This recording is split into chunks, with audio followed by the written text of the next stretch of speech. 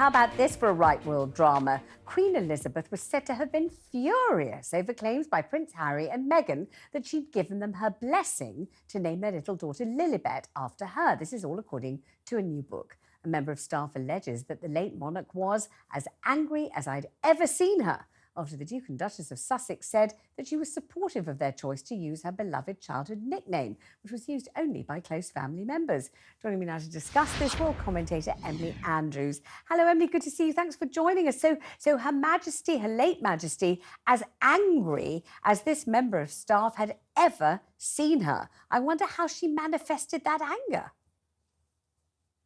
Wow, I was privileged enough to meet the late Queen on a number of occasions, and probably anger for the late Queen was a distinct raise of the eyebrow and perhaps a glare, because as we know, she was not someone who sort of shouted and screamed.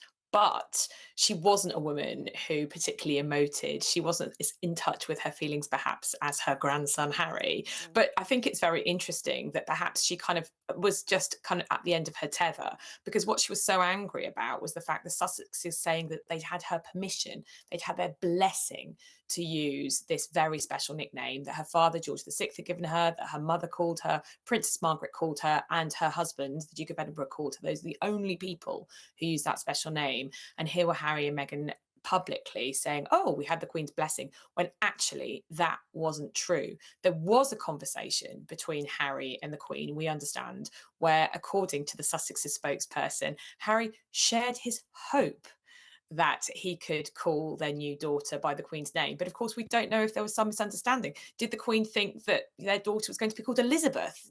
As of course, Charlotte, Princess Charlotte has, a middle name.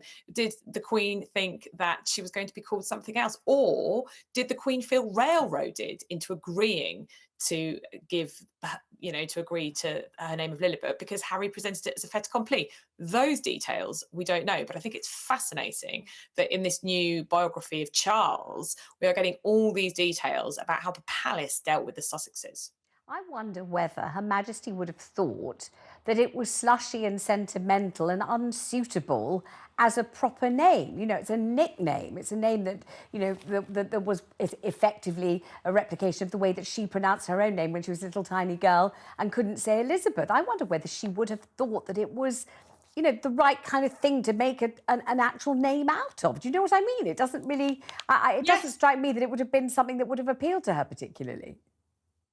No, and actually, I mean, if we're going to be very sort of strict about it, Archie is It's almost a like a nickname, nickname, yeah. isn't it? I mean, Mm. the real sort of the lengthening of Archie is Archibald, but he's Mm. not Archibald, he's Archie. And here again is a diminutive, Lilibet, although of course she's Lily. And of course, at this stage, we didn't know whether Harry and Meghan were going to be styling their children Prince and Princess, because the letters patent from 1917 said that only the grandchildren of a monarch could be prince or princess. And the Queen, the late Queen Elizabeth, might have thought, well, Princess Lily or Princess Lilibet Mm. sounds a little bit not really Yes, quite it's regal. not quite comme il faut.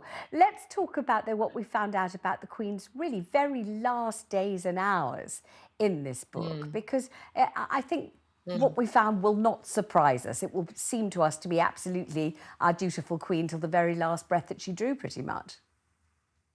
Absolutely. There's some absolutely fantastic colour in this new book. It's a biography of Charles III by Robert Hardman, and he had access, in effect, to the King, sorry, and all the King and the new Queen, Queen Camilla's staff over the last year. There was a documentary that went out over Christmas, which had a brilliant interview with Princess Anne. So we know that one of his sources is Princess Anne. And in fact, she is indeed quoted by name in the book. So it's through Princess Anne, I mean, first-hand account of the Queen's last days and last hours, because as Princess Anne tells us, she happened to be at Balmoral on September the 8th and September the 9th, because she was on her way back from northern Scotland down to London, and she called at Balmoral that evening. It was that evening when the Queen fell unwell. We're seeing pictures, obviously, of the very last picture pictures of the Queen.